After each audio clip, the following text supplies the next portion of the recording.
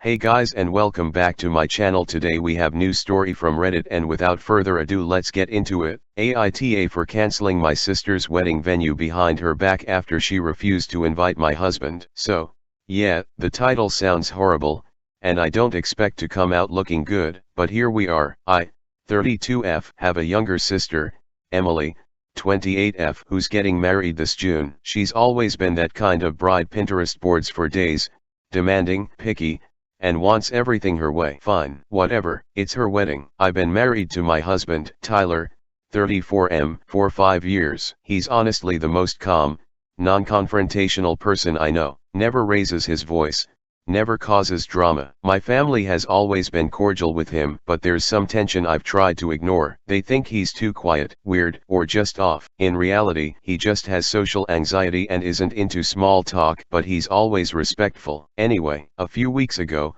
we're all at my parents' house for Sunday dinner. Me, Emily, our parents, and her fiancé Ryan, who is nice enough if a little spineless. Emily pulls me aside and says, super casually, that she and Ryan decided to have a smaller wedding party, and that Tyler isn't invited. I thought she was joking. I laughed. She was dead serious. When I asked her why, she said, I just don't think he adds anything to the vibe. He's awkward, and honestly, he gives Ryan the creeps. Her exact words. I was stunned. I said, you're uninviting my husband from your wedding, and she had the audacity to say, you can still come. You'll be a bridesmaid, so we'll have you sit at the front and it won't be weird. I told her that was incredibly disrespectful, and if Tyler wasn't welcome, I wasn't coming either. Cue crocodile tears and her accusing me of trying to ruin her big day. Fast forward a few days. I'm still stewing over this. Then, I remember something important. The wedding venue is in my name. Emily begged me 6 months ago to reserve this place under my name because she was still working out her credit and didn't want to lose the date. I agreed, paid the deposit and everything with the understanding she would pay me back. She hasn't yet, BTW. So,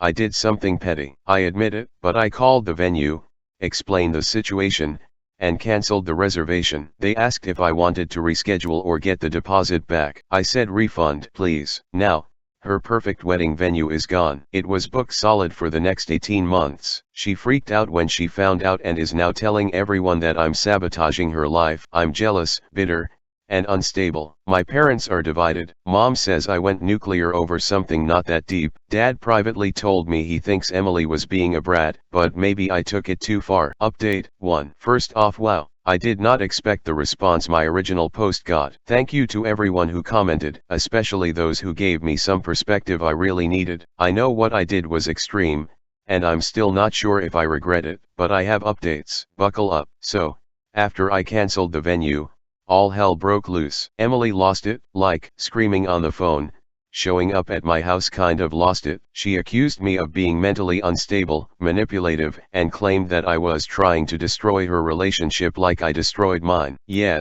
that part hit different. Turns out, she's been telling people for years that my relationship with Tyler is toxic. Not because it actually is, but because, and this is where it gets gross, she used to have a crush on him. I found this out from my cousin Laura, who heard Emily drunkenly admit it at a bachelorette party months ago. She apparently said, I don't know what Tyler sees in me. I could have made him happy if I met him first. Like, what? Suddenly a lot makes sense. Her passive-aggressive comments, the weird way she used to hover around him during family events, how defensive she got whenever I brought him up. I confronted her. She didn't even deny it. She just said, it's not like I was going to act on it. But yeah, I always thought you didn't deserve him. My jaw was on the floor. At that point, I was like, you want to talk about ruining relationships? You tried to erase my husband from your wedding because you couldn't deal with the fact that he loves someone else, your sister. Then she pulled out the victim card again, saying I was twisting everything and how I blew up her life over nothing. She's now desperately trying to find a new venue,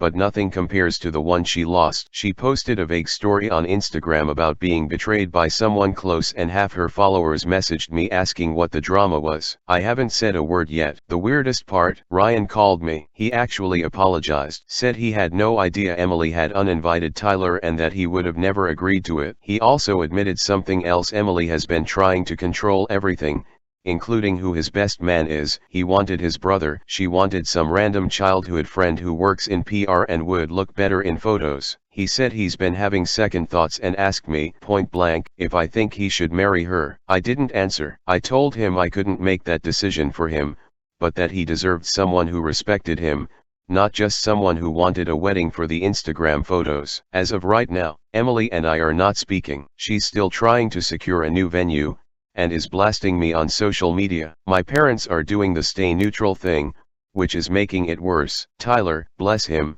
still doesn't want to talk crap about her even after everything. I'm torn between wanting to just move on, and being really tempted to post my side of the story publicly, especially now that she's weaponizing social media. Should I? Or would that just add fuel to the fire? Also, if this wedding does happen, should I even go? Final update, maybe. So, the wedding was supposed to happen last weekend. Spoiler alert, it didn't. Let me walk you through the chaos. About a week before the wedding, Emily somehow managed to book a different venue, not as nice, way out of town, and not even indoors.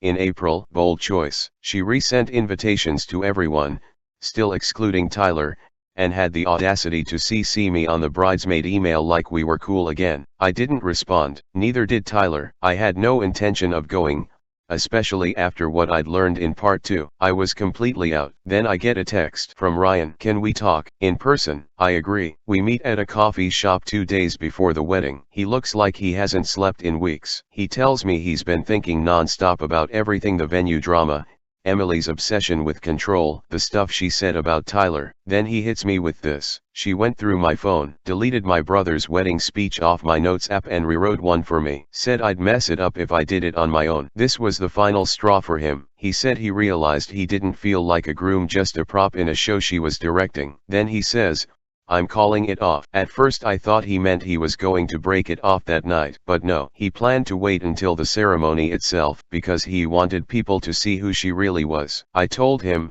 honestly, I thought that was dramatic and cruel. No one deserves to be humiliated like that. But he said if he did it privately, she'd spin the story again, and he'd be the villain. So, wedding day comes. I'm sitting at home with Tyler, drinking coffee, and trying not to refresh Instagram. Then my cousin texts me 3 words. Oh, my God. Ryan walked up to the altar, stood in front of all 100+ guests, took the mic, and said, according to multiple people, because yes, there's already video. Thank you all for coming. I want to thank Emily for planning such a beautiful day. But I can't marry her, not because I don't love her, but because I don't recognize the person she's become, or maybe always was. I hope one day she finds what she's really looking for, but it's not me. Mic drop. Walks out. Cue chaos. Emily screamed at her mom. Her mom fainted. A flower girl peed on the aisle runner. One of the groomsmen tried to fight Ryan's brother. It was biblical. Emily has since gone full scorched earth, deleted all social media, blocked half the family,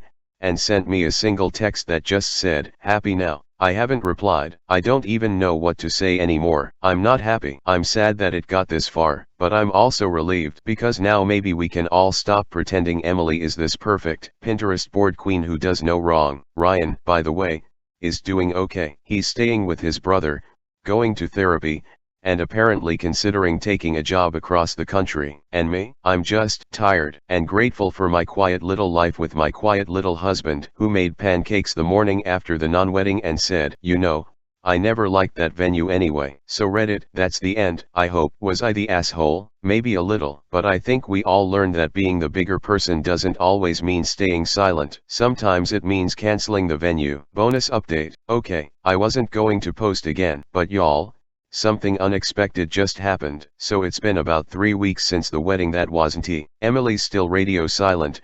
Ryan moved in with his brother and started therapy. My parents are pretending like everything's normal. Mom still thinks I owe Emily an apology for escalating things. BTW. Trying to focus on my own life. Until last night. And Tyler and I were at this little Italian place downtown. Date night. We're eating, chatting, when I see someone across the restaurant waving awkwardly at us. It's Ryan. He looked different, relaxed, kind of like he'd lost the emotional weight of being Emily's human accessory. He came over just to say hi, didn't want to interrupt, but Tyler invited him to sit and have dessert with us. which was shocking. Tyler never initiates stuff like that. The three of us ended up talking for almost an hour. It was the first time Tyler and Ryan had ever really connected. They both love old sci-fi movies and got into this whole debate about Blade Runner versus Dune. I just sat there, watching these two guys who were nearly turned into enemies over a girl who's no longer in either of their lives, and I felt weirdly at peace. Then Ryan asked a question I wasn't ready for. Would you guys ever want to travel with someone else, like group trip stuff? I think I need to do something big and unhinged. Eat, pray, love, energy. Tyler, we've always wanted to do Italy. Me, you're seriously going to do an eat, pray, love trip? Ryan, more like eat, ghost therapy. We all laughed, but I knew in that moment this was the real closure. Not drama, not revenge, just three people sitting in the wreckage of what should have been a wedding and somehow ending a new version of peace in it, and maybe even a future friendship. Oh, and as for Emily, apparently she's already back on dating apps, and I heard from a mutual friend that she's been telling people she called off the wedding because Ryan had cold feet and she deserves someone with more ambition. So, the spin lives on. Classic Emily. Anyway, this is the last update, I think, unless I end up on a chaotic Italian group trip with my husband and my almost brother-in-law. Thanks again, Reddit. For real. Thank you, guys, so much for watching and making to the end of the video. Don't forget to leave a like and comment down below what part was your favorite and what would you guys like to watch in future videos, and subscribe with notifications on. And again, thank you guys so much for watching and see you in the next one. Bye.